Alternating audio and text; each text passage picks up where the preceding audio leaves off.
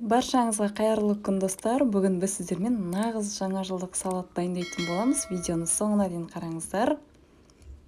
Енді біздің етіміз саламыз, суға пісірілген. Барлығын көбейтіп турап аламыз. Картоп, сәбіз, үстінен қияр, жасыл бұршақ. Дәміне қарай тұз саламыз. Аскөктер болса, оны да саламыз. Енді майонезімізді салып, барлығын жақсылап араластырып аламыз.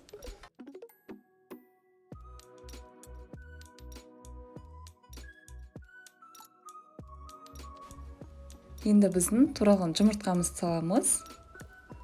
Тағы да жақсылап араластырамыз барлығын. Мінекей достар, біздің салатымыз дайын болды.